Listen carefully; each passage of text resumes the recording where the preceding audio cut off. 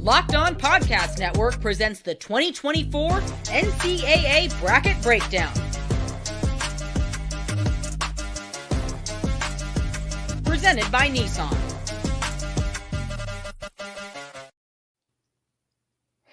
Welcome into the 2024 Locked On Bracket Breakdown. I'm your host, Tenitra Batiste, alongside me and our co-host of Locked On College Basketball, Andy Patton and Isaac Schade. We aren't here just to break down favorites and upsets, although there will be a lot of that. We're also here to walk you step by step through filling out a winning bracket for your office or friend pool. We'll have local insight from across the field of 68, as well as gambling advice from our Locked On Bets insider. So break out your pencils and paper brackets. It's time for some madness. The 2024 Locked On Bracket Breakdown is brought to you by Nissan. Are you the kind of driver that likes to push things a little further? Ever wonder what adventure could be around the next corner? Take the Nissan Rogue, Nissan Pathfinder, or Nissan Armada and go find your next big adventure. Check them all out at nissanusa.com. Now let's get to it. Let's get to the brackets, starting with the left side. Okay, guys, real talk. We've seen it twice, and I sure ain't going to bet on it that we're going to see it again this year. But for kicks and giggles, Isaac, for kicks and giggles, Andy, we'll actually talk about it. The 1 seed is UConn over in the East bracket. The 16 seed is Stetson. And let's go ahead and talk about that 8 and 9 seed as well. Florida Atlantic being in that 8 spot and 9 with Northwestern. I probably am going to get a thumbs up from both you, Andy, and you, Isaac, about that 1 and 16 and UConn moving on. But just to make sure, tell me your thoughts on the 1 and 16 as well as the 8 and 9. Let's put a number on it, Tenitra. One seeds are 150-2 all time against 16. So yeah, big thumbs up. Yep, 100%. UConn's going to advance here. Shout out to Stetson for being in the big dance. It's been a long time since they're here, but yeah, they're not going to get much of a chance here. Yeah, Andy, I got to agree with you guys on that as well. Andy, what about FAU? You see them advancing, or are you giving that nod to Northwestern? You know, I love Boo Buie at Northwestern, really talented guard. I like veteran guard play, but FAU's got a lot of it as well. John L. Davis, Elijah Martin, Dusty May, fantastic coach. To me, give me FAU. Sets up a nice matchup between two teams that were in the Final Four last year, between UConn and FAU in that round of 32. Absolutely. Same for me, Tenitra. I love the experience of FAU. Elijah Martin, whom Andy mentioned, is one of my favorite athletes in the tournament. Is this Dusty May's last ride in Boca Raton? We're going to find out, but I love getting 2 of these Final Four teams from last year squaring off in round 2. All right. So if we're picking Florida Atlantic, Isaac, to come out of that 8-9 game, and we obviously all agree it'll be UConn coming out of that as well. But do we see an 8 possibly upsetting a 1? We do see a possibility of it, again, because FAU has that experience from last year, because everyone came back. Dusty May did a great job keeping this team together. But, Tenitra, UConn is the number 1 overall seed for a reason. These dudes are for real. Tristan Newton, Donovan Clingan, Alex Caravan, Cam Spencer, and on and on. UConn's moving on to the Sweet 16. And Andy, as much as we like the veteran presence that FAU has, like Isaac said, we can't take away the fact that UConn has by far been the most consistent team across college basketball this season. They're too deep. They're too talented. I love FAU. I think they're going to put up a heck of a fight. But yeah, it's going to be the Huskies in this one.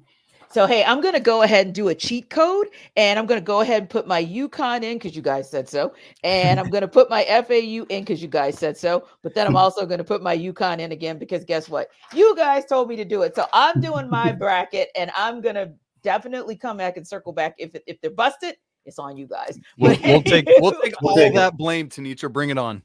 Bring it. All right. So let's make a little jump down the bracket, and we're going to talk about kind of that next space where it always gets tricky. Your 5-12 and your 4 and 13. So for 5-12, Andy, we got San Diego State, and then we've got UAB in that 12 spot. We also have Auburn in at number 4 over in that East bracket, and Yale at 13. Where do you kind of see that playing out as far as the 5-12 and then as far as the 4 and 13?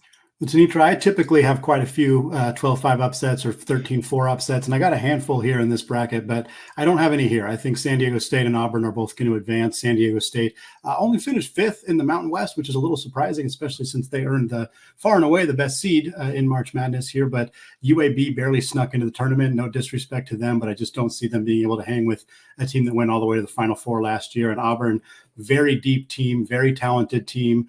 Janai Brome has been playing some just excellent basketball as of late. And while I think Yale is a quality team, they played some good teams in the non-conference, got some nice wins, and managed to beat a Princeton team or get past a Princeton team in the Ivy League tournament. And I think they're a solid squad. But yeah, give me Auburn and San Diego State both advancing here. I think the only time in this bracket that I have both the 4 and the 5 advancing. Interesting. How about you, Isaac? Interestingly, I am right in line with Andy on this one. Okay. Props to UAB, as he said, for getting here and doing that, knocking off. Or, South Florida doesn't win the AAC, so we have a bid thief situation there. But San Diego State behind Jaden Ledee, who is one of my favorite players in the entire nation, a big dude, an absolute stud. San Diego State, a third Final Four competitor from last season who was in the top half of this East bracket, moves on where they will face the Auburn Tigers. Bruce Pearl's team is rolling. They just won the SEC tournament championship on Sunday, leading just earlier on Sunday afternoon, leading up to the selection show. Great stuff there. Again, great for Yale getting past Princeton and then beating Brown on a buzzer beater to win the Ivy League championship. So, for all of these schools, it's just an honor to be here. But Auburn is going to take this one and play San Diego State in the second round. I like it. So it's Auburn and San Diego State in the second round for Isaac. You too, Andy? Yep, me too as well. And I think I'm going to take San Diego State to advance here. I think to me, it's going to be a Janai versus Jadon matchup, Ledee and Brome, and how that kind of shakes out in the front court for those two teams. Auburn, I think, has a lot of depth, but San Diego State has been here before. A lot of guys back from a team that went all the way to the Final Four. Brian Dutcher's a phenomenal coach. I think the matchup between him and Bruce Pearl going to be a fun chess match on the sidelines. But give me the Aztecs being able to advance here. So Andy, this is where you're so stinking wrong. Ooh. Auburn moving on past the Aztecs. They can't make it back to the Final Four this year. Auburn's rolling on. You talked about how great Janai Broom's playing, and then you poo-pooed it with Jaden Ledee. Janai Broom, Jalen Williams. The Tigers are rolling on where they will face UConn. I know we're not getting there yet, but man, what a fun matchup that'll be. Definitely Auburn and not the Aztecs of San Diego State. Interesting. So we finally have some shots fired on our bracket breakdown. I love it. I absolutely love it. So it's interesting because this is always kind of where things start to separate and where you kind of get those upsets, right? So speaking of that 5-12 upset, for advice on betting those 5-12 upsets, here is our Locked On Bets Insider. This is Lee Sterling with Paramount Sports, your Locked On Bets Insider. Everyone loves to watch and bet the number 5 and 12 seed games. Why? The number 12 seeds have gone 53-99, almost 35% since the field was expanded to 64 teams in 1985. My top 2 number 12 seeds to win straight up this year, James Madison, money line, plus 175 versus Wisconsin.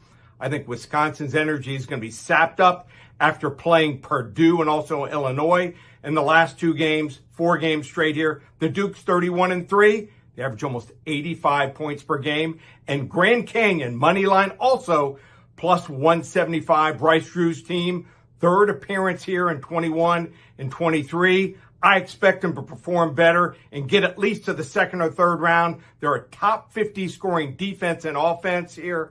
Take a money line. For more insight and game selections, make sure to follow me on social media at Paramount Sports and check out ParamountSports.com. So guys, let's go down the rest of this East bracket and let me see where you kind of land there as well. Another one that oftentimes is an upset special is the 6-11. You got BYU and Duquesne that are going to be duking it out, no pun intended. Andy, which one of those teams are going to come out of that matchup? And then, of course, we got the Fighting Illini, number 3 Illinois at number 14 against number 14 Morehead State. Who ends up moving on from that duke out, that matchup? I'm really chalk so far on this bracket. I got both BYU and Illinois advancing here. Duquesne, kind of like UAB, they snuck into the tournament by winning, by stealing a bid. I think they're a good team. They were one of the better teams in the A10 at the early part of the season. They sort of struggled down the stretch, carried some momentum in here, but I think BYU is a bit underseeded as a 6th seed. I think they're going to roll here. Illinois playing some really good basketball as of late. Really nice run through that Big Ten tournament. Morehead State, I don't think is going to be able to hold much of a chance here against Illinois. And I got another chalk matchup here, 3 versus 6 in the second round. Yeah, Isaac, it was such a crazy weekend and such a crazy championship week. That Illinois-Wisconsin game was one of the few I actually got to watch, and I was pretty impressed by what Illinois was able to do. Oh, that's right. Terrence Shannon Jr. scored a career-high 40 points this weekend in one of the Big Ten games. Great stuff. They're rolling. He, along with Marcus Damask, is just such a dynamic 1-2 punch for the Illini. Yes, I have them over Morehead State as well. And in that first game, BYU as well. Now, something to keep in mind with BYU, there is a lot of potential back and forth for them because they rely so heavily on the 3-point shot. Yeah. When it's going down, it looks good for Mark Pope's team. When it's not, things can be a little bit different, especially when they're not playing at that elevation like they do at Provo. But shouts to Duquesne. As Andy said, that A10 was one of the wildest tournaments we had last week, where all 4 of the top 4 seeds lost in the quarterfinal rounds. But a great run for Duquesne, but it ends here. And then we get BYU and Illinois in the second round. Andy and I, once again, with the chalk, and we apologize. It's okay. It's fun. It's kind of fun when you guys disagree, but it's kind of cool when you guys agree too, because it means that we're kind of lockstep in what we see. But now here it comes, and whether or not you're going to agree once again. Are we talking Illinois, BYU? Who moves on? Which way we going? I'm going with Illinois. I think Andy. BYU is going to have a tough time defending up against Coleman Hawkins and against the guards, like Isaac mentioned, with Damask and Terrence Shannon Jr. And they're too reliant on a 3-point shot. I think Illinois has got enough length to be able to slow them down, make life a little bit difficult for the Cougars. I think they'll put up a good fight, but I think Illinois has been playing good basketball as of late, and that'll continue and push them into the Sweet 16.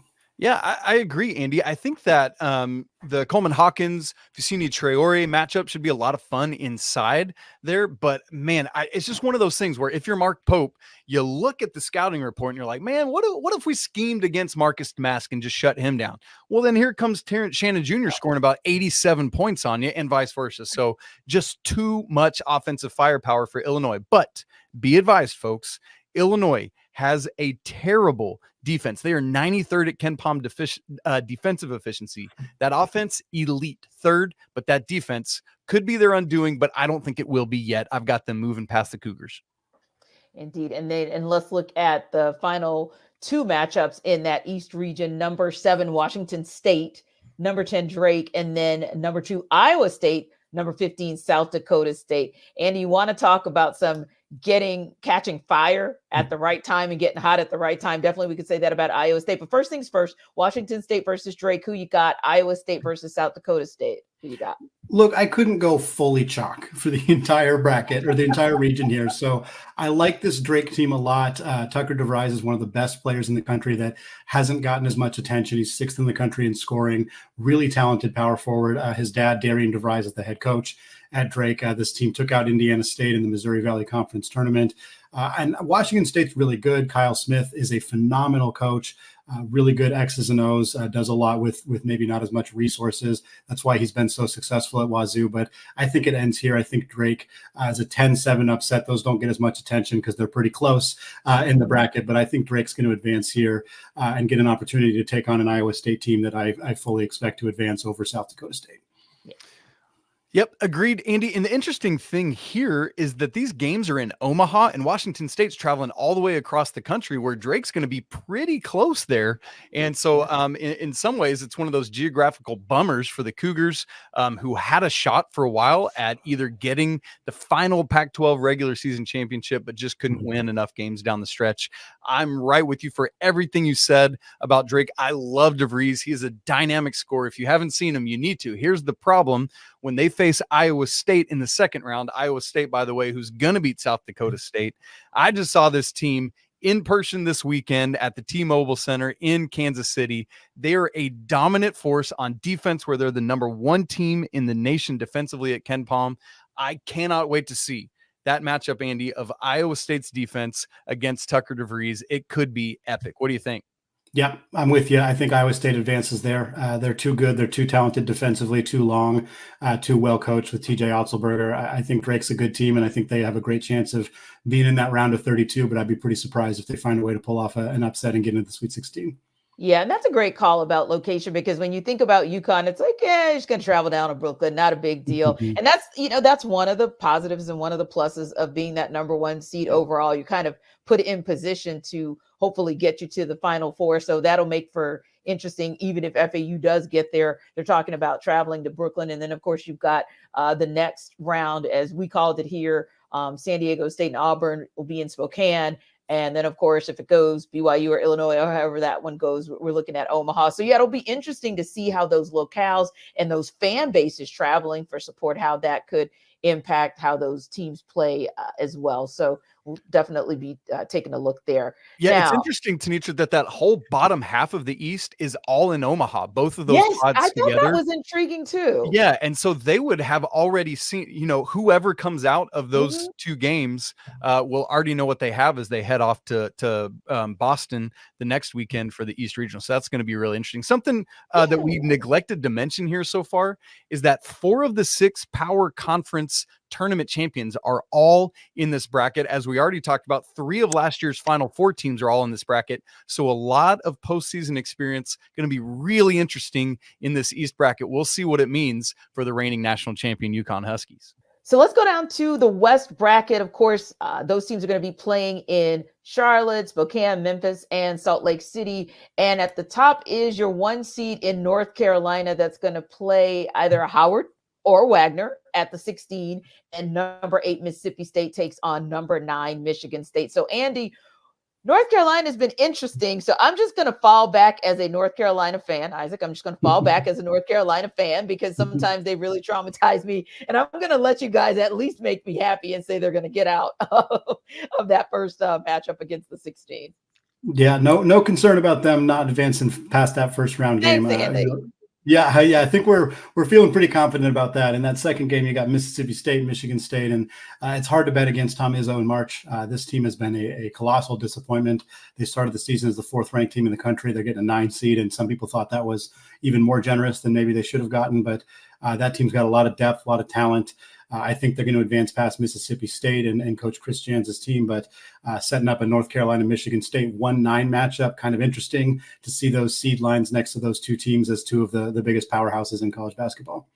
Yeah, Howard and Wagner are the 2 lowest rated teams in this entire field of 68.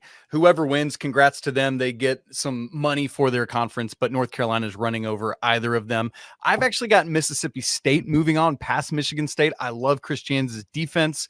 This team, they've got Tolu Smith, who wasn't able to play the beginning of the season with an injury. Now he's back. And boy, if that's able to happen, what an interior matchup we would have with he and Armando Baycott in round 2. I cannot wait to see the big boys go at it. Interesting. So out of that, North Carolina, are we talking, Andy, North Carolina taking on Mississippi State, and who moves on? Or are we talking North Carolina, Michigan State, who moves on? Ultimately, who comes out of that matchup? Yeah, it's still Carolina for me over Michigan State. I think Michigan State, if they do advance, will give North Carolina some trouble, just because Tom Izzo's a fantastic coach, and he'll find some advantages, some mismatches and whatnot. But the Tar Heels are just too good, and I think they're going to advance, and they're going to be in the Sweet 16. Yep. Okay. Andy and I chose different teams to come out of that 8-9 game, but the result of the second round's the same. Tar Heels are moving on. They got humbled a little bit in the NCAA or the ACC tournament on Saturday night against NC State. Tenitra's wearing her red glasses to prove it. And but North Carolina is going to be locked and loaded. They're moving on to the Sweet 16. Indeed. So let's talk about one of the fun ones. At least it's been fun for me. It seems like every time I tune in to watch that 5 seed St. Mary's, they're winning a game. So they've been fun to watch the entire season. And then they'll take on the 12 seed Grand Canyon. Alabama's in that 4 spot, and Charleston is the number 13 seed. Where do we see those 2 matchups landing, Isaac? Well, I went back to the chalk, and it's so funny, even though we have all these 5-12s we know we're supposed to pick. St. Mary's, who had a difficult troubling start to the season, has really figured it out, ended up winning the West Coast Conference regular and conference tournament championships. And so I know Grand Canyon is a great team with Bryce Drew as the head coach, a man who has one of the single greatest shots in NCAA tournament buzzer beating history. But St. Mary's for me is moving on in this one, where they will play the Alabama Crimson Tide, Nate Oates and his team. I love what Charleston brings to the table, but Alabama just too much. And so we're going to get St. Mary's and Bama in the second round. Isaac, it is my turn to chastise you for your picks here. Bring it. I not only didn't go chalk for one of these, I didn't go chalk for either of these. I got a 12-13 matchup in the second round here. Give me Grand Canyon over St. Mary's. The Gales lost Joshua Jefferson, their starting power forward, about 2 weeks ago. They did manage to beat Gonzaga once without him, but they lost badly the other time these two teams played. Mason Forbes has stepped into the starting lineup. He is offensively pretty anemic, great defender, great rebounder, doesn't do much offensively. Feels like they're playing 4-on-5. I think Grand Canyon and Bryce Drew can exploit that. Tyon Grant Foster is one of the best mid-major players in the entire country. I think St. Mary's going to have trouble with him. And on the other side here, Alabama just doesn't defend anybody. One of the worst defensive teams at that Power 6 level that we've seen all year long. Charleston is an incredibly well-coached team. They're a disciplined team. They're a 30-win team last year. I picked Charleston to be a 12-5 upset last year. The team that they played last year was San Diego State, who went to the Final Four. So if I jinxed it and I'm sending Alabama to the Final Four, I apologize, especially to our leader, Zach Blackerby, the host of Locked On Auburn. But we will see if that happens. But I think we could be seeing a fun mid-major matchup between Grand Canyon and Charleston in the second round there. Andy, how wild would that be if Alabama did that a year after they were the number one overall seed and fell off? So that would be pretty crazy. Tenitra, just moving on, I'm actually going to stick with St. Mary's to beat Alabama in this game. I know, as Andy said, they're down a little bit, but it's, for me, a rally the troops, circle the wagons moment. Andy talked about Alabama's defense. I mentioned earlier how woeful Illinois is defensively. Alabama is even worse. They can bomb away from three, just like BYU we talked about earlier, but the defense does not back it up. St. Mary's going to the Sweet 16. Mine would be Grand Canyon. I'm taking Grand Canyon there, 12 seed over a 13 seed. We've seen that before. Not very often, but it has happened. But I think the Lopes are just, again, Tyon Grant Foster, I mentioned him already, really talented young man. I think Bryce Drew has done a really good job with this program. And I think Drew and Pat Kelsey are two coaches who might end up being both at different schools next year, especially if this ends up being the matchup. But yeah, give me Grand Canyon advancing the Sweet 16. Interesting. Now, as far as who could bust up the brackets, like these guys have already started kind of busted up the brackets, but as far as who else could bust up the brackets this year, here's our Locked On College Basketball and NBA Big Board contributor. Leaf Tulane of Locked On NBA Big Board and College Basketball here, and here is the Cinderella candidate I think will fit the slipper and make a run in the big dance coming from the left side of your bracket from the West region. It is the New Mexico Lobos, who are among the 5 bid thieves to get into the tournament. The Lobos are actually favored by 2.5 points in their opener against Clemson, who is the 6th seed. That is very rare and indicates value there right off the bat. Secondly, New Mexico is red hot, beating 3 good Mountain West teams consecutively in a league that got 6 bids. What is prioritized in March? That's experience and guard play. The Lobos have those in spades, as they are led by a terrific trio of Jalen House, the son of Eddie House, Jamal Mashburn Jr., the son of Jamal Mashburn, and Donovan Dent, all 3 of whom score 15 points or more per game, and they are joined by a blossoming NBA draft prospect in JT Toppin, who has 13 points per game and 9 boards. The Lobos are favored against Clemson and then would face a susceptible to potent offense's 3 seed in Baylor, who ranks poorly in the defensive metrics. Ride with the Lobos, howling beyond midnight, and enjoy the madness. Ride with the Lobos. I absolutely love that. I absolutely love it. But I got to ask you guys. So let's talk about where that bracket is. 6 seed Clemson, 11 seed New Mexico, the 3rd Baylor, 3 seed Baylor, 14 is Colgate. Where do you guys see that Clemson New Mexico matchup, that Baylor Colgate matchup? Yeah, I'm with Leaf. I'm in lockstep here with Leaf. I got New Mexico advancing here. Clemson had a really strong start to the season, great non-conference, struggled a bit more as they got into conference play. We've seen that from this team in years past. Meanwhile, New Mexico seems to be peaking at the right time. Richard Pitino's group, as Leaf said, got some really fantastic, talented players in House and Mashburn and Toppin, and I think they got an opportunity. I think this first of all, I think this is as a 6-11. I think these two teams are very evenly matched. So if New Mexico does win, I don't consider that like a massive upset necessarily. I think they're two really good teams, and I do think Baylor advances past Colgate, and I think a Baylor-New Mexico matchup could be really intriguing, and I wouldn't be shocked if New Mexico gives them everything that they got. But I do think that's what we're going to see in the round of 32. How about you, Isaac? Well, here's the thing. I love Leaf and I love my man Andy, but they're wrong here because the Clemson Tigers are going to do work. They've got PJ Hall, a first-team All-American, the most improved player in the ACC conference, in Ian Shufflin, not to mention Joe Girard transferring in from Syracuse, wearing a different color of orange now, the best free throw shooter in the ACC. And a whole host. Chase Hunter running the show. I know that New Mexico is hot right now, but Clemson, who's Clemsoned a little bit this year, is going to figure it out right here and bring it home. And they'll be playing Baylor. Now, look, Colgate has been dominant again this season, won their regular season by like 6 games. Tenitra, ridiculous stuff. But Baylor is going to win that basketball game. All right, guys. Well, Cam Stewart with Locked On Baylor has more on the Bears seeding. The Baylor Bears might have the most uncertain team on the 1 seed line within their region, but it also might be the toughest region for a 3 seed to even get to the Sweet 16. I'm Cam Stewart from Locked On Baylor. The Bears are the 3 seed in the West region. They are headed to play the Colgate Raiders in Memphis in the first round. That is Friday that they will be taking on Colgate. The number 1 seed is North Carolina, the number 2 seed Arizona. So those are the two to look out for, and nothing to sneeze at. Alabama on that 4 line right behind them. But the Bears got to get past the second round first in order to face one of those two teams.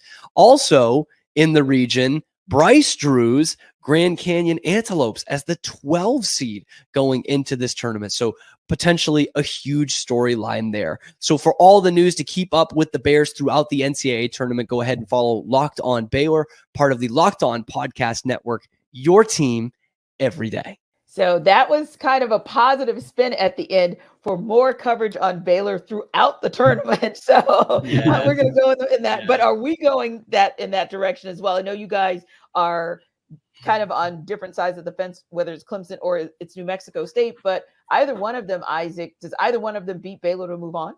I do have Clemson winning this basketball game over Baylor. I enjoy Baylor. I like their team. Jacoby Walters, one of the best freshmen in the entire country, but Clemson just too much, too physical for them. And look, while we've got 2 Drews in this region, there's only 1 Pitino in the entire NCAA tournament. It is Richard, the son of Rick Pitino. St. John's didn't make it. Andy, I don't know. Is New Mexico going to get on past Baylor here?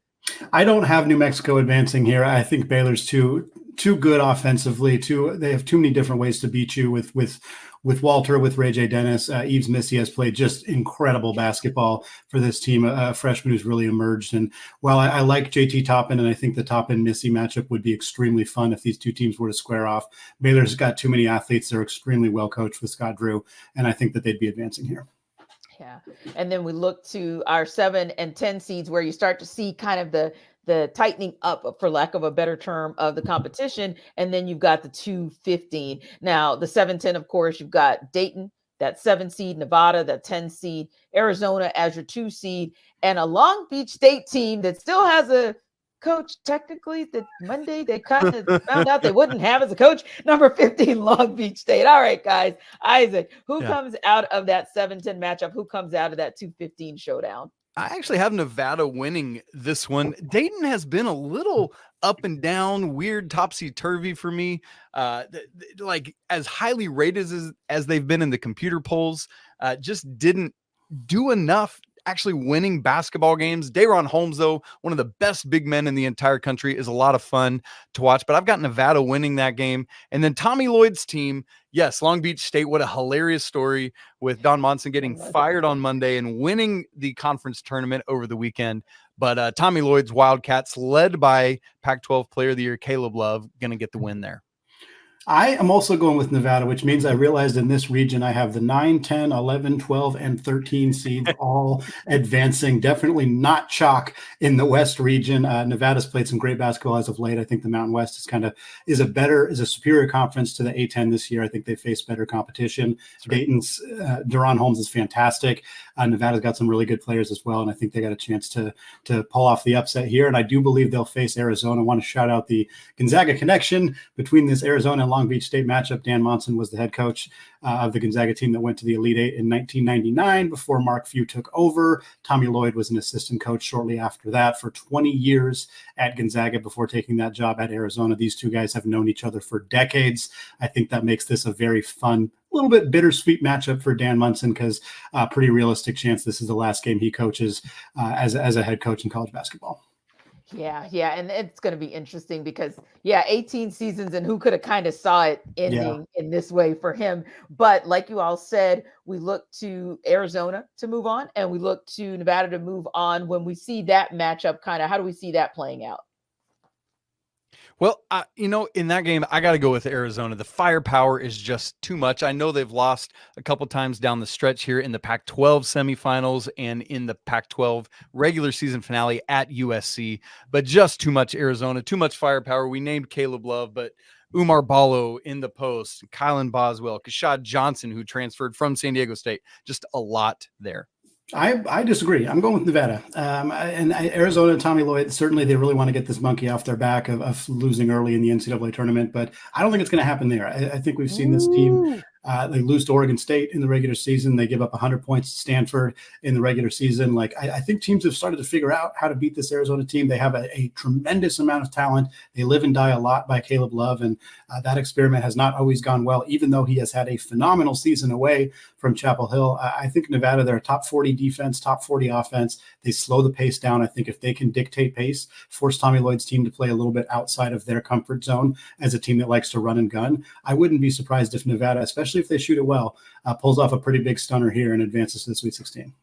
It's going to be interesting to see how this thing goes down. Listen, we are just getting started. The right side of the bracket poses interesting first-round matchups, including Gonzaga getting the dreaded 5-12 matchup. Will they survive and advance? We're going to find out. But first, this week's March Madness bracket highlight is brought to you by our friends at Nissan.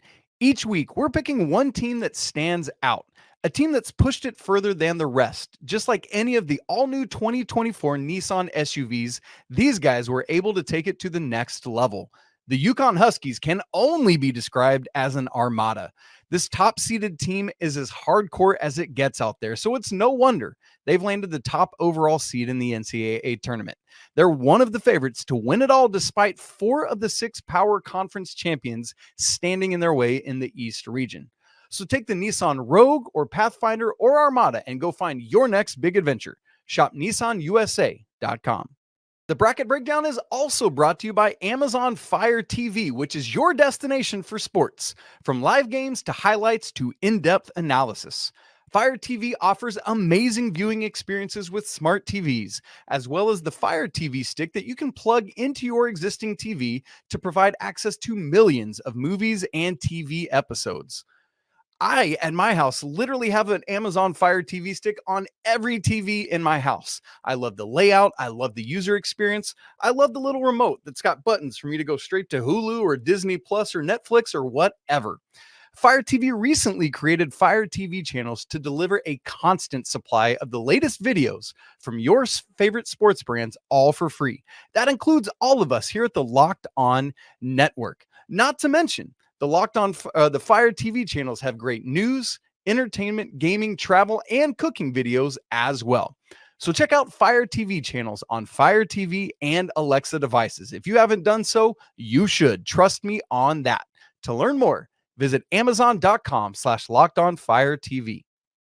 Welcome back to the 2024 Locked On Bracket Breakdown presented by Nissan.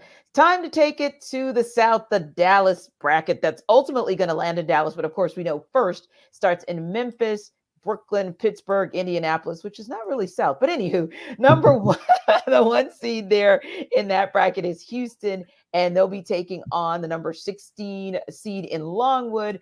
And then your number 8, Nebraska, against number 9, Texas A&M. Guys, who comes out of those matchups? Isaac, we'll start with you. Look, Houston. We know what 1 and 16, so we just thumbs up that and keep moving. Nebraska's been a fun story this year coming out of the Big Ten, but Texas A&M, who just knocked off Kentucky in the SEC tournament, has so much firepower in the backcourt, led by Wade Taylor IV. I got the Aggies. Gig 'em. Take that on to the second round. No, I'm not with you on that one. A&M's far too inconsistent. I think they're like bottom 10 team in the country in 3-point percentage. Look, Wade Taylor is phenomenal. Radford is phenomenal when they're on, but those guys are not on too often for me. I think Nebraska is a more consistent team. I think they're going to be the team that advances here. Obviously, no argument with Houston. And I think I don't want to speak for Isaac here, but I got Houston. Oh, you can. I got Houston all the way in the Sweet 16, advancing past either Nebraska or A&M. Give me all that Jamal Shed, man. Yeah, he's a bad man. So let's just go to our 5-12 and see if we've got any upset specials there. We've got Wisconsin as the number 5 seed. And we got James Madison as the number 12. And then we got the Dukies at number 4 and number 13, Vermont. Where are we going, Isaac? It's weird. I keep picking all the chalk in these 5-12s and 4-13s, and I'm doing it again. I know. How boring of me. But look, Wisconsin, who had closed the regular season losing 8 of their final 11 games, somewhere finds what they had done prior to the beginning of February and turns it back around in the Big Ten tournament, knocking off Purdue as part of it. I've got them upsetting James Madison, even though not upsetting, good grief, beating James Madison. Boy, that would be funny if James Madison was favored. Beating James Madison, despite the fact that James Madison has had success against the Big Ten, started off the season beating Michigan State, but I got Wisconsin here. And then Duke, while they have had some troubles, just too much for the Vermont team.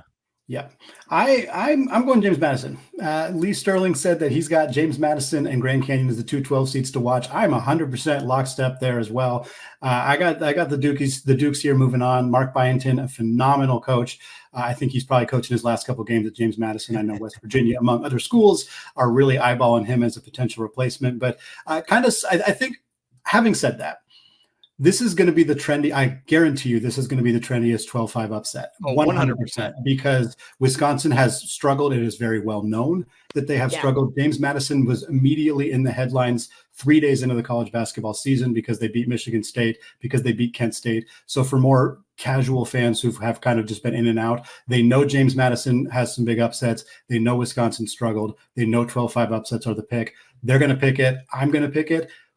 But we have seen a lot of years where the most popular, trendy 12-5 upset pick is not necessarily the one to go with. Hedging my bet a tiny bit there, but I am going to stick with James Madison, and I have them playing. It's going to be the Dukes versus Duke.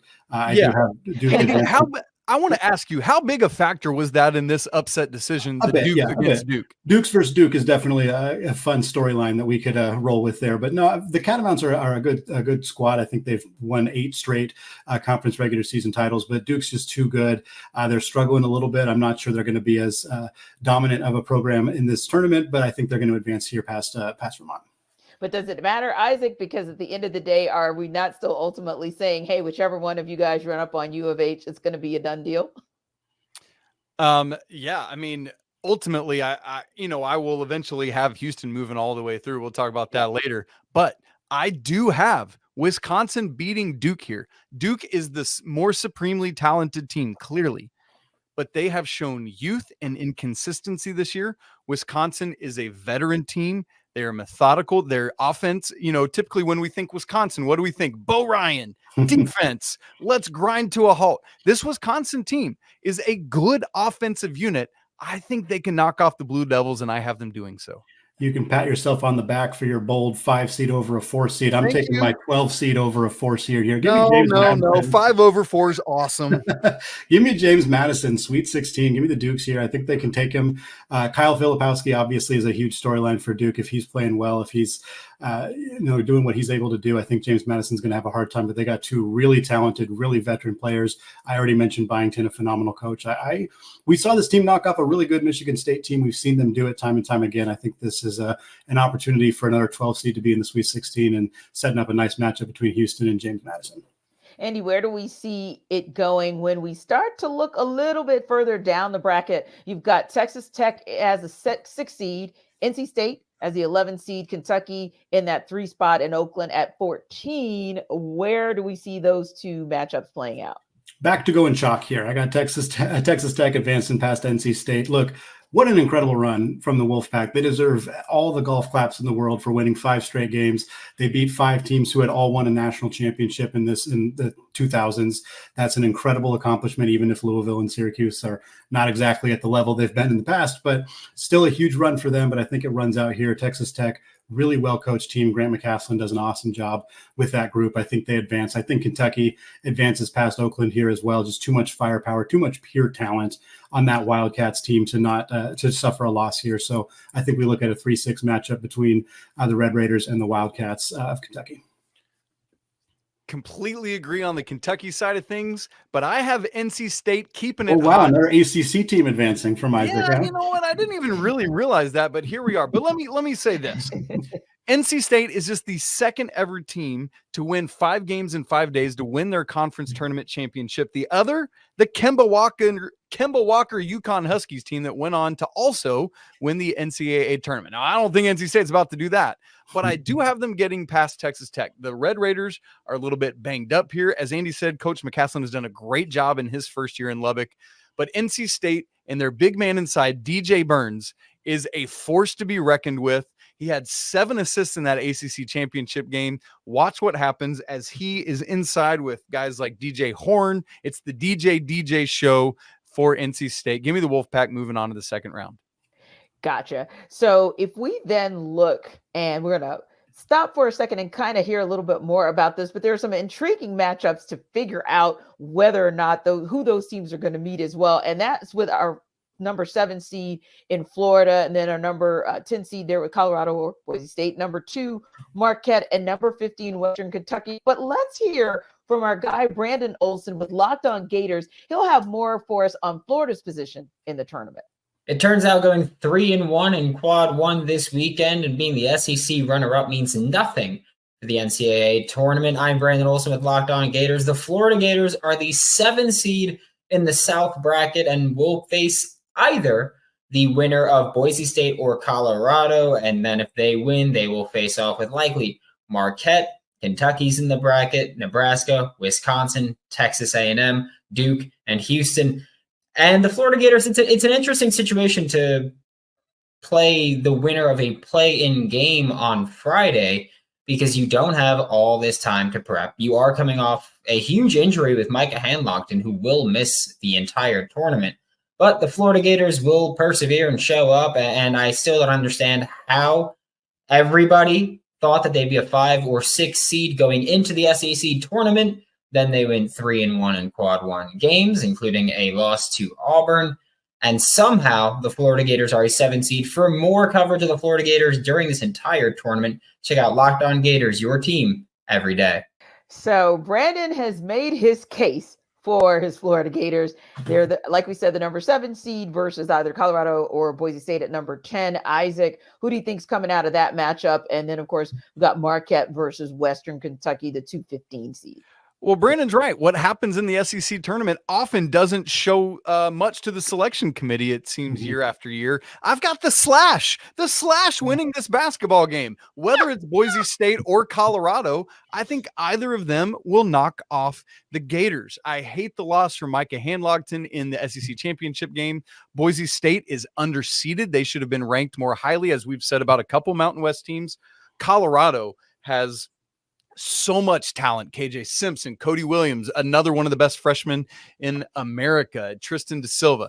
This threesome can really put it together. They've struggled with some consistency this year, but I honestly, truly like either of these teams to beat Florida. And then Marquette, Tyler Kolek is ready to go according to Shaka Smart. We'll see what happens this week, but they're going to beat Western Kentucky. Yeah, I hate the hand locked in injury for Florida. I'm curious if that made an impact on them getting seeded at a 7 when, yeah, I can totally understand BO's argument for them being a 6, maybe even a 5 seed. But Todd Golden, phenomenal coach for the Gators. He's a very analytical mind, I think takes a lot of research. I think the fact that he won't get as much time to prep for his opponent is something that could impact the Gators. I'm with Isaac 100%. Boise State or Colorado, whoever wins that game, which is going to be a really fun game, by the way. Yeah. That team, I think, advances past Florida. They end up playing Marquette, who, even if Kolec's not at 100%, they're going to advance past Western Kentucky. We'll see if that impacts them a little bit further down the line in this tournament. But I think you're going to see Marquette playing either Boise State or Colorado in that second round. Okay. And when we go to that second round, where do we go from there? Because we're still looking to see who's going to meet the vaunted U of H. But where are we going in that second round? Who moves on from there, Andy? I got Marquette moving on. I got Marquette and Kentucky playing each other, fairly chalk right there. But I think for starters, if that ends up being a matchup, wow, that's going to be an incredibly fun basketball game. 2 high-level offenses, 2 extremely talented guard rooms. That's a really fun matchup, and I think that's what we're going to end up seeing coming out in the Sweet 16 there. I got the exact same. Nothing more to say about it. Let's keep trucking. Love it, love it, love it. We are going to keep trucking along. We're headed to the Midwest round 1. And of course, Midwest will be in Detroit, but they'll start off in Indianapolis, Salt Lake City, Pittsburgh, and Charlotte. So let's go up to the top seed in this particular region. We're talking Purdue here. And of course, number 16 will be Grambling or Montana State. And then we look at number 8, Utah State against number 9, TCU. Let's take those matchups first. And guys, let me know where you're landing. Isaac. I got Purdue. It ain't going to be last year, baby. They're moving on. No sweat, no worries at all. And then Utah State Aggies.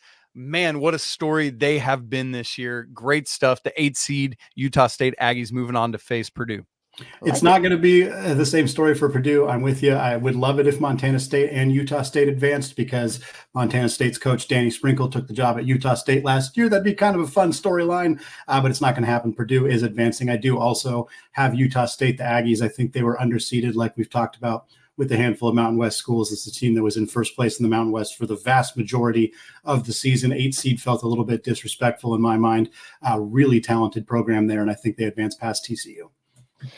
And do we see Purdue or Utah State coming out of that matchup? Oh, it's going to be Purdue. I love Utah State. I'm excited about the matchup inside between one of the best names in college basketball, Great Osobor, against Purdue's National Player of the Year, presumptive dude, Zach Edey. But those sophomore guards have grown up. Purdue moves on to the Sweet 16. No, I'm picking a stunner here. I think Utah State would need a great performance from Osobor, but I think they could get it. I think Purdue, I know they're kind of the team that you can dunk on a little bit because of the loss of the 16 seed last year, but we've seen Purdue be susceptible to some teams that can play the style that Utah State can play. They're a really well-coached team. They can pack it in, force Zach Edey to get rid of the basketball, force those guards to beat them. I do agree with Isaac. Those guards are vastly improved from where they were last year, Braden Smith and Fletcher Lawyer. But apologies to the Lawyer family. That's right. Yeah, big apologies this time. I think Utah State is going to send a message that the Mountain West deserves to be a little bit better seeded, and I think they're going to advance here and shock the world. And you can't pick all the 1 seeds to be in the Sweet 16 every year. That's no fun. So I think this is the opportunity where Purdue could fall a little early, and certainly that would continue the reputation that Matt Painter has unfortunately already gained for not being able to win in March. Yeah, and if this is the year where you don't see all the ones get to the Sweet 16, I mean, nobody would be shocked. It's been cray-cray before we even got to March Madness officially. Let's go down to Salt Lake City with the 5-12 matchup between Gonzaga and McNeese, and the 4 matchup between N13 Kansas and Samford. Andy, where are we going? Yeah, I'm staying chalk here. Gonzaga versus Kansas in the second round here. McNeese, great story. Will Wade is a phenomenal coach, takes this job over after everything that went down at LSU. Team went on a 10-game winning streak even before he got back from his suspension. But here's the deal. McNeese played one team that made the NCAA tournament, and it was UAB, who only made the tournament on the legitimate last day because they pulled a surprising run in the AAC. This is just not a team that has played enough talented, experienced teams to be able to be as prepared for this game as they need to be. While I like Will Wade as a coach, give me the Zags that outside of that loss to St. Mary's in the WCC championship, they were red hot for the last 6 weeks of the season, playing some phenomenal basketball. They have enough size, enough experience guard play with the way Ryan Nembhard's been playing lately. I think Gonzaga advances. And look, Kansas is susceptible. they're susceptible right now. If Hunter Dickinson and Kevin McCullar, I kept trying to say KJ Adams, if those two guys are not at 100%, even if they play, if they're not at 100%, there's just no depth for this Jayhawks team outside of the four key starters, Adams, Dickinson, McCullar, and Juan Harris. They just haven't gotten a lot of other performances. If those two guys are banged up at all, Samford, they play a unique style of basketball. I think there's a chance here. Having said that, I am picking Kansas to advance. I just think that's a game to keep an eye on. Fair enough. Oh, give me Gonzaga. I thought about some McNeese and Will Wade, but Gonzaga too much, been playing so much better lately. And while I've been going a lot of chalk in this bracket, I will not be going with the rock chalk because the Jayhawks are going to lose to Samford. Buckyball, their pressure style, it's going to get to a short-handed potentially, but definitely no depth Kansas team. What do you do against pressure, which Samford brings literally every possession? You need depth. Kansas doesn't have it. Will Hunter Dickinson be full go? Will Kevin McCullar be full go? We don't know. But even still, the season-long thing has been Kansas struggles at the shooting guard position. Andy and I have talked about that ad infinitum. This is where it comes back to bite them. Buckyball's moving on to the second round. Wow. Well, for more on who could bust up more of the brackets this year, and listen, you guys just heard our guys bust up brackets, but here's Locked On College Basketball and NBA big board contributor talk about some bracket busting. Leaf Tulane of Locked On NBA Big Board and Locked On College Basketball here. And here's the Cinderella candidate I think will fit the slipper and make a run in the big dance coming from the right-hand side of your bracket. This team sports a 30-3 record and have a coach with experience winning games in the big dance in Will Wade. They are the McNeese Cowboys. McNeese is led by a former Big 12 transfer in guard Shahada Wells, who scores 18 points per game, adding 5 assists per game. McNeese shoots a lot of threes, hitting 39% of them, which is good for 7th nationally. And then McNeese also forces a lot of turnovers at a high rate, sporting a steal percentage of 14%, good for 6th nationally. Additionally, this team has wins over the American Conference champion UAB, who is another 12 seed by 21 points, beat Michigan by double digits, along with VCU, who is in the championship game for the A10 by double digits. They are also well ranked in KenPom and adjusted efficiency on offense and defense, ranking ahead of other teams that made the tournament from high majors. That's really hard to be, and they've done it well. McNeese plays a team in Gonzaga that was supposedly going to be a 6 seed. That is a 5 because BYU does not play on Sundays, so perhaps less warranting the seed line they possess. Gonzaga is a team that is heavily reliant on bigs to score, and McNeese has the ability to disrupt and take the ball away from guards and disrupt the ability to get the ball into the post, which is where Gonzaga makes their hay. And that makes this a very interesting game. The winner then would face either a dilapidated Kansas side that has struggled and could be without their best player in Kevin McCullar should they top the SoCon champs, Samford. Samford also presses a lot and could beat Kansas, so you could see double upset madness coming from this side. Let's see if McNeese can cause chaos and mayhem in Salt Lake City. I'll be at the games expecting to see it. So Leaf is thinking he's giving McNeese maybe a little bit more credit than we did, but ultimately speaking, I want to hear what you guys think about who's coming out of that space to ultimately meet Purdue. I know that you guys are a little bit split there, but tell me from where we were before Leaf started to where we're going to be, who's going to meet Purdue? Well, Andy? Samford wins this basketball game. And why do I have to do this? Because one of my bold predictions preseason was that Gonzaga's Sweet 16 streak would end this year, and it happens at the hand of the Samford Bulldogs. I got to keep my bold prediction rolling, and this is how it's going to happen. How about That's you, why Andy? you have Creighton in the Final Four, right? Oh, you don't. We'll get there later.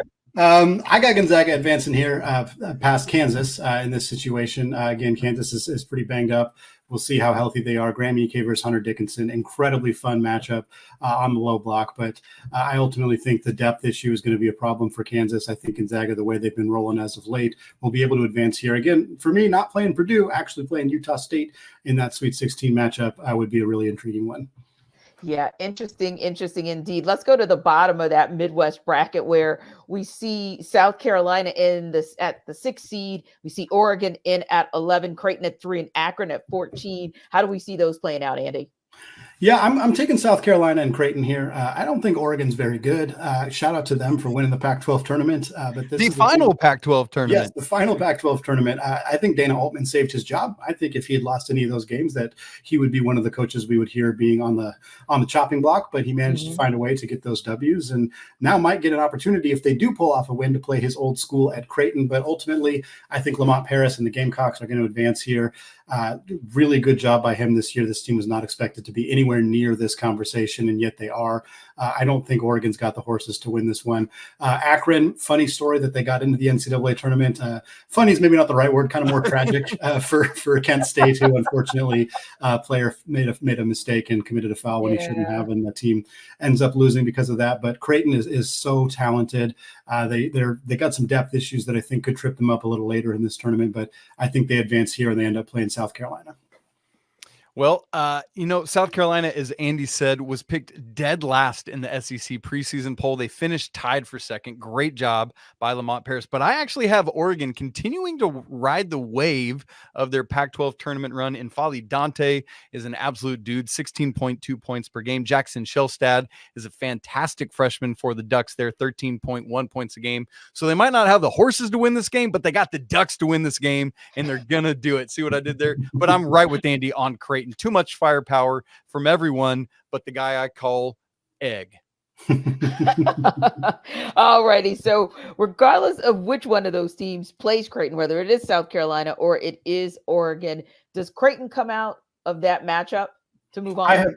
I have Creighton coming out. Yeah, I think, again, the top four guys they have in Alexander and Ashworth and Baylor Shireman and Ryan Kalkbrenner, those two, that group is just so good. And they're not getting a lot of contributions from anybody else, not from Mason Miller, not from Farabello, like some of the other guys. And I think that could trip them up later, but I think they're good enough to advance past South Carolina, such a dynamic offense, high-scoring offense, especially when Ashworth is shooting well from deep. So give me the Blue Jays advancing into the Sweet 16. Got nothing different for me. Give me the Creighton Blue Jays. I had them, as Andy joked about, as a preseason Final Four team, and I'm not coming off of that in this game. Well, we will see what Andrew Lyon has to say about that. He is with our Locked On Gamecocks and has more on South Carolina's position in the tournament.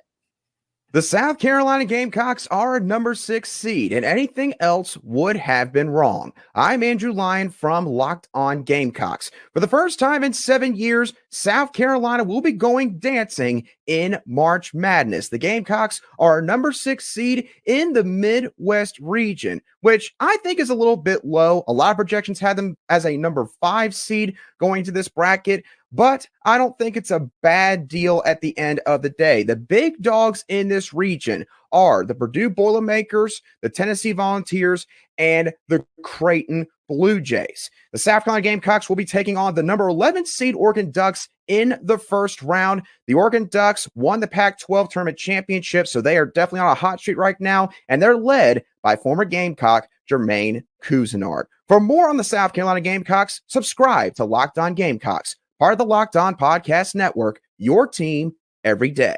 Well, we'll see if Andrew is right on that one or if you guys are right on the money with South Carolina. But ultimately speaking, let's go a little bit further down the Midwest bracket where we see Texas, the number 7 seed, taking on either Virginia or Colorado State at number 10. And of course, the 2 seed Tennessee will take on number 15 in St. Peter's. Where do you see those matchups going, Isaac? Well, I took the slashy earlier coming out of the play-in game, and guess what? It's happening all over again. Whoa. I know Andy gave me a hard time about the ACC earlier, and so let's fix that because I'm going with Colorado State coming out of that game and beating Texas, who's been underwhelming a year after making it to the Elite Eight. And then, look, St. Peter's won against an SEC team coming out of that 15-2 matchup a couple of years ago when they knocked off Kentucky in the 2022 tournament. It ain't happening this year. Too much Dalton Connect. The Vols are moving on to round 2. I'm with you 100% here. I'm also taking this last year between Virginia and Colorado State, picking both opportunities for those 10 seeds in the play-ins to advance, in part because Florida's vulnerable with hand locked in. And frankly, I think Texas was a bit overseeded as a 7 seed. I don't think they're quite that good. And certainly when they're at full health, they can be really talented. And Dylan DeSue is a big factor for them. But ultimately, I'm taking the slash between Colorado State and Virginia. I think ultimately it is going to be Colorado State. Isaiah Stevens is just such a dynamic, talented, all-around guard, one of of the better mid-major guards in the country. And I think that's what we're going to see advance there. And I do think that team, Colorado State, will end up playing Tennessee. Again, love the Peacocks, love the story. It was a phenomenal run a couple of years ago. The fact that they lined them up as a 15 seed against a dominant SEC team once again is pretty entertaining, but Dalton Knecht is too good. I think Tennessee advances here. And Andy, is it Colorado State or Tennessee who moves on? Tennessee. Tennessee is just so good. Rick Barnes has had his issues advancing in the NCAA tournament. There's no secret about that. No surprise there. But what he needed on this roster was a bucket getter type of scorer, along with all the defensive role players that they had around him. They add Dalton Knecht. He's the perfect piece alongside Vescovy and Ziegler and Jonas Adu and everybody else on that roster. And I think we've seen them be susceptible to some losses at times, but ultimately when this team is on, they're really, really good. And I think they're going to find a way to play themselves into the Sweet 16 again. Yeah, shake off the rust of what you saw in the SEC tournament last week. Tennessee wins this game. Colorado State has been just too inconsistent, too up and down this year, particularly in Mountain West play. As great as Isaiah Stevens is, Tennessee has the defense to shut him down and enough offense to get it done. Move on to the Sweet 16. So what's the highest seed we could see make the Final Four, and which number one seed will fall first? We'll give you our picks, but first. The Bracket Breakdown is brought to you by LinkedIn. When you're hiring for your small business, you want to find quality professionals that are right for the role. That's why you've got to check out LinkedIn Jobs, which has the right tools to help find the right professionals for your team faster and for free. And thankfully, LinkedIn's not just some other job board. They've got a vast network of more than 1 billion professionals, making it the best place to hire. LinkedIn Jobs gives you access to professionals you can't find anywhere else and does all of that while making the process easy and intuitive. Beyond that, hiring is so simple when you have that many quality candidates. So easy, in fact, that 86% of small businesses get a qualified candidate within 24 hours. LinkedIn knows that small businesses like yours are wearing so many hats and might not have the time or resources to hire, so they're constantly finding ways to make that process easier for you. For example, they just launched a feature to help you write your own job descriptions. How great is that? So post your job for free right now at linkedin.com/lockedoncollege. Again, that's linkedin.com/lockedoncollege to post your job for free. Terms and conditions apply. Welcome back to the 2024 Locked On Bracket Breakdown presented by Nissan. So guys, it is time to move on through our brackets down to our Sweet 16. Let's take it to the East first. And Andy, I want you to take us through where you landed coming from 68/64 down to our 32 and ultimately to our Sweet 16. Who you got?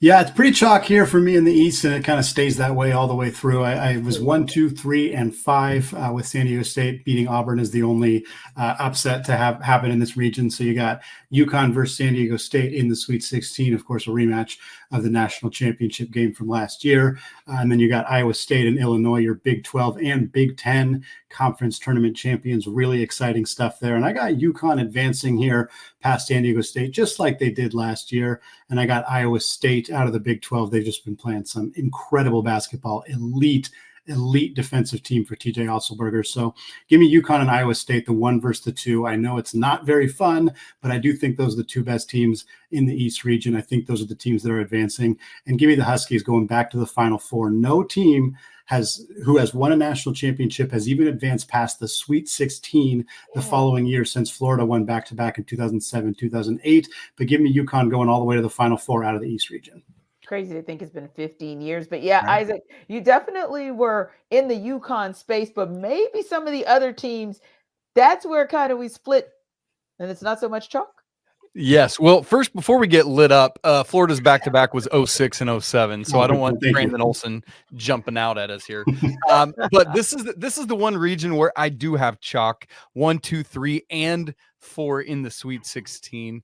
So UConn against Auburn. I'm going with the Huskies, breaking that streak that Andy was just talking about there, making it to the Elite Eight against Iowa State. Look, Illinois is such a good elite offensive basketball team, but Iowa State is the number 1 defensive team at Ken Palm. I love this matchup because of that offense defense. Iowa State too much. We saw that against Houston in the Big 12 championship game. And then this is where I have my first 1 seed falling. Iowa State is going to knock off the number 1 overall team in this tournament. The Cyclones going to the Final Four with TJ Otzelberger. Whoa, you heard it here first. So let me make sure I make a note that this is where we kind of part the waters in that Eastern region. Well, Mark Zanetto with Locked On UConn has more on the Huskies' attempt to repeat. UConn is the number 1 overall seed, right where they belonged, even before the rest of the number 1s ended their regular season with a loss. Hi, I'm Mark Zanetto, your host of Locked On UConn. The Huskies open up the fence of their national title in Brooklyn Friday against the Stetson Hatters. The East bracket has the Big Ten champs, Illinois, the SEC champs, Auburn, the Big 12 champs, Iowa State, the A10 champs, Duquesne, and the AAC champs, UAB. But let's be honest. The reality is, for those teams in every other bracket, it's UConn's dance. No matter how many challenges you put in front of Danny Hurley and his team, nothing is stopping the champs from going back-to-back in Phoenix.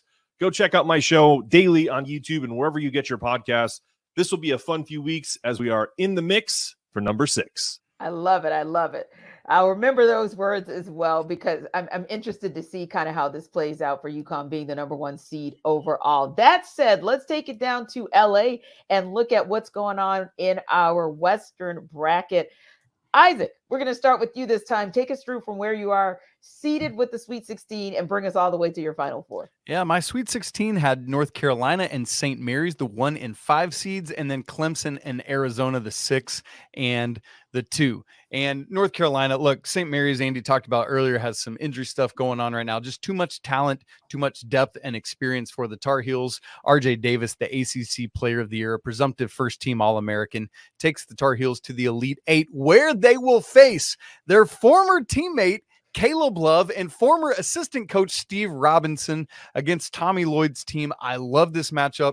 The backcourt of RJ Davis and Caleb Love going off against each other.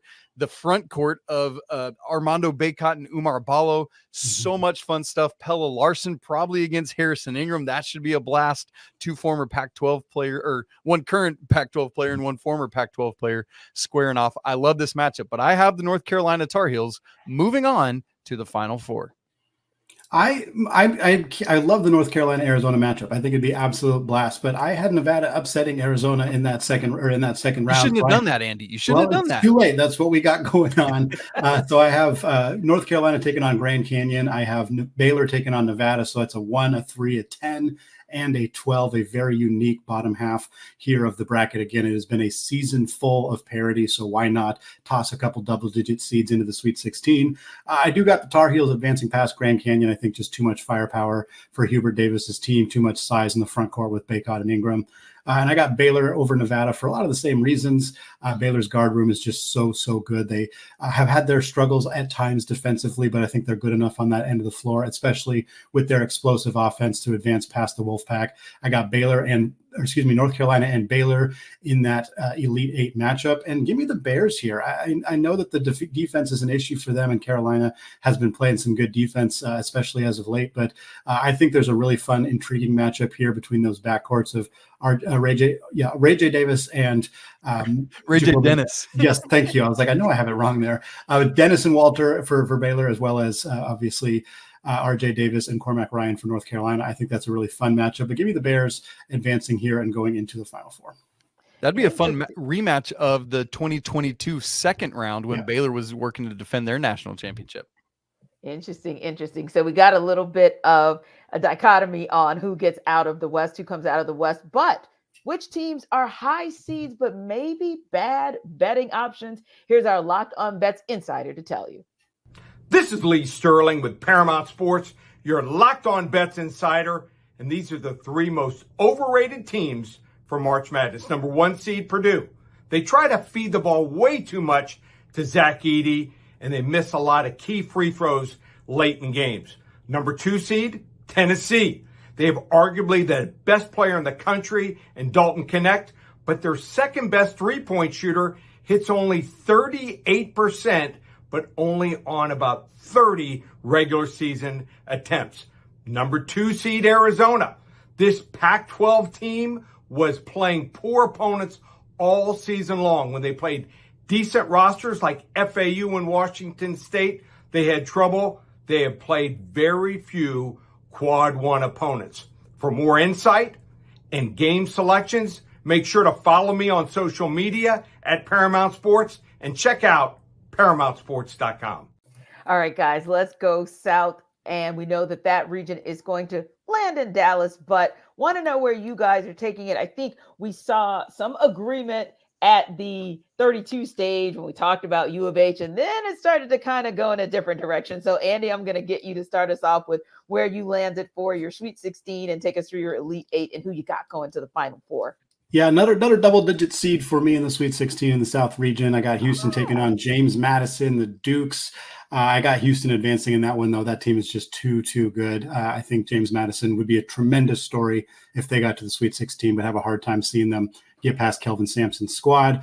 Then that's chalk after that, 2 versus 3, Kentucky, Marquette. I love this matchup. If Tyler Kolek is 100% healthy and a matchup between Shaka Smart and John Calipari, the incredibly talented guard rooms for both these teams, it's going to come down to how Oso Ighodaro can play for Marquette. If he can cause some problems for Kentucky's front court, I think there's a real chance for Marquette to advance. However, I do have Kentucky because we're not sure on the health for Tyler Kolek. We're not sure how that's going to shake out. I think if this Kentucky team gets red hot with the incredible freshman guard trio that they have in Wagner and Shepard and Dillingham, I think they advance to take on Houston, but the Cougs train is going to keep on rolling. I got Houston in the Final Four.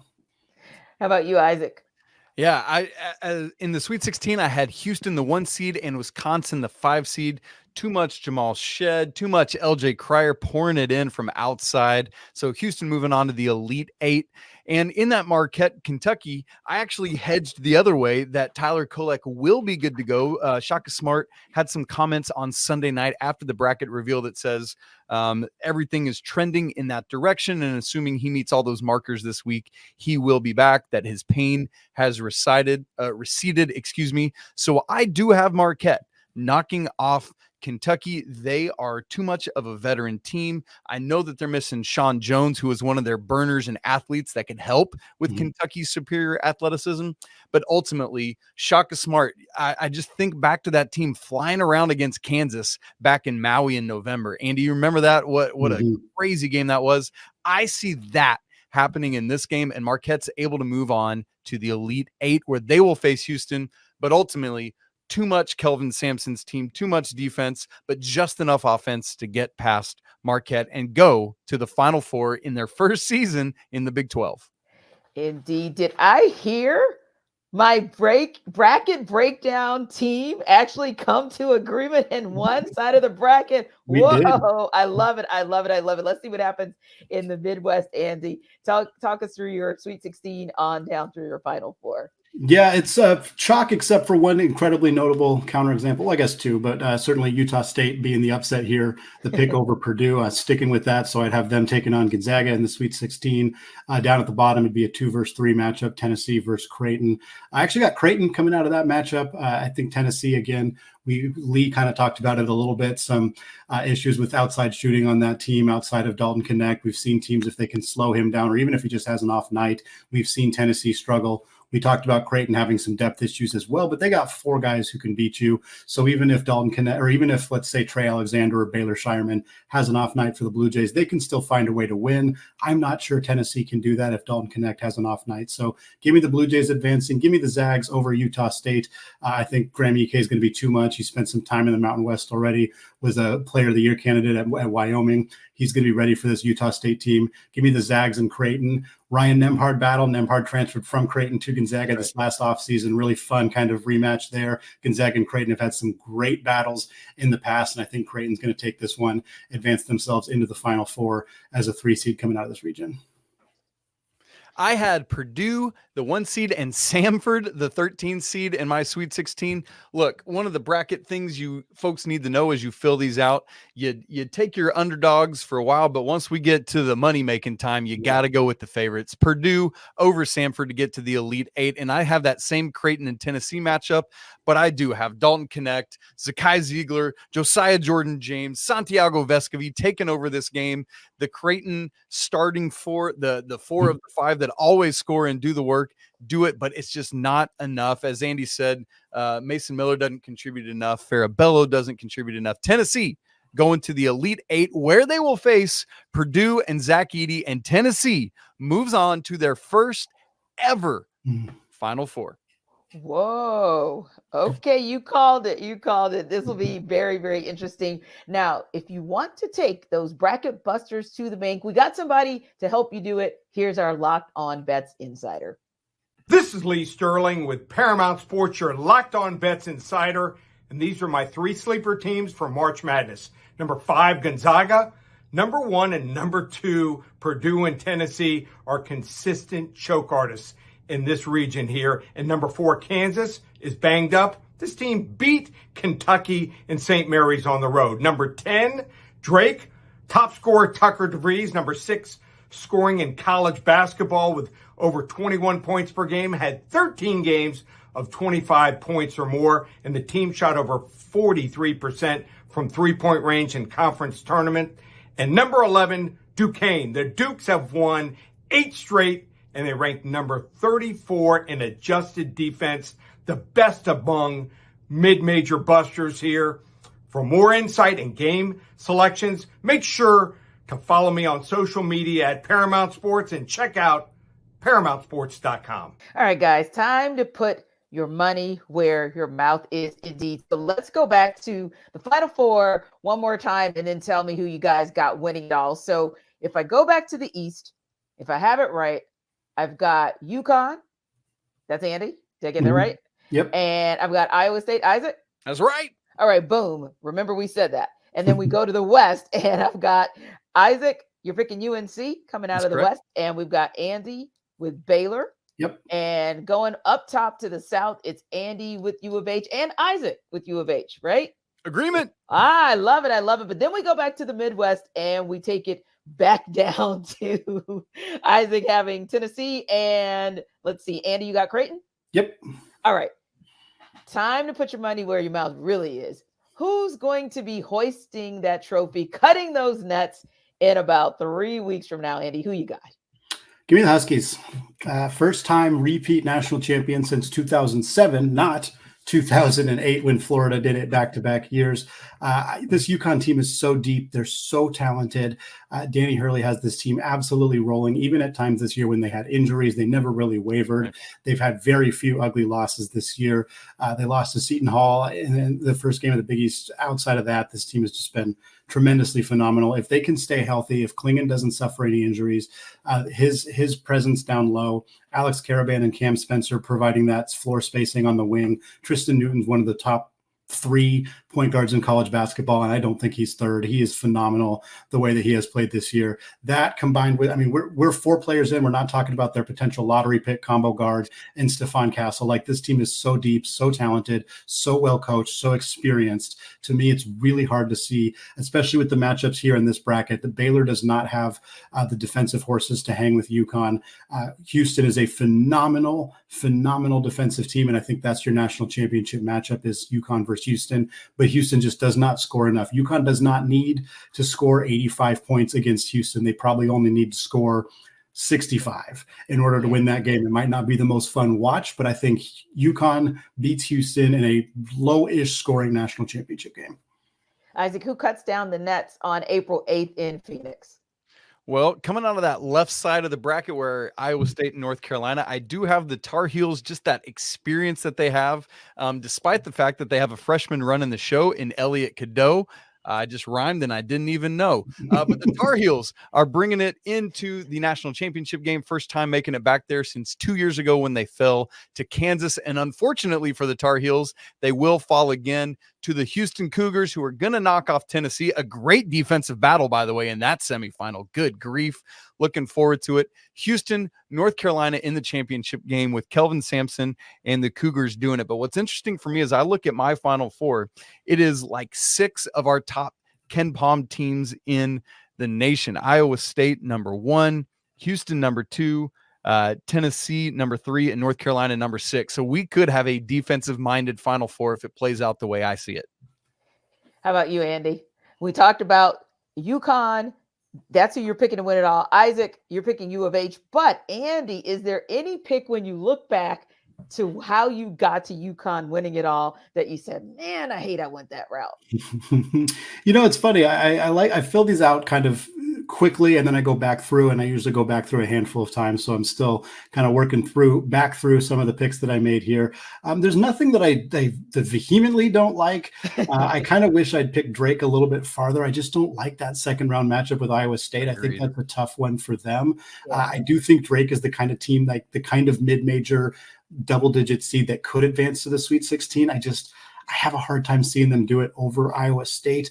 So that's kind of the one that's tough. Obviously, Utah State over Purdue is a Hail Mary pick. I don't regret it because I think there's a real chance that we don't have just a bunch of one seeds in the Sweet 16 Elite Eight. This just has not felt like a year where we're going to see a whole bunch of one seeds and two seeds and three seeds all advancing. I think the data, I don't have the full data. We've talked about it a lot on Locked On College Basketball, but unranked teams beating ranked opponents at home was at a sky high rate this year. And so I think we're going to see some upsets. We're going to see some parity in college basketball. And so for me, why not pick a mid-major team, a Utah State team to advance here? I know it's a risky pick, but I'm sticking with it. I think there's a chance that we're going to see some Titans fall early in this tournament.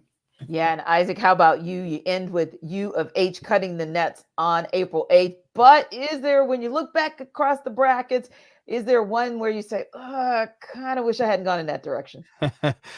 Same kind of thing as Andy. I'm looking, as y'all were talking, I'm looking back at my choices. I don't have really buyer's remorse on anything. I want to keep the house, but there are a couple I could switch around and see, like Baylor beating Clemson. Maybe one would be this. I picked Oregon over South Carolina. I could see the Gamecocks really taking care of business there, winning as they did. What was that? The 2017 season when they knocked off Duke, they were a 7 seed, beat the 2-seeded Blue Devils. And so there's a couple there, but nothing. Obviously Thursday and Friday, I'm going to regret all of this because it's all going to be dead wrong. As Andy's talking about, there's going to be upsets galore. And that's what makes this the single best time of the year. It is. It's like Christmas for these guys here. Thank you so much for watching the 2024 Locked On Bracket Breakdown presented by Nissan. Don't forget to follow and subscribe to your favorite Locked On show as the NCAA tournament progresses. And as always, Andy and Isaac will have you covered on Locked On College Basketball, part of the Locked On Podcast Network, your team every day.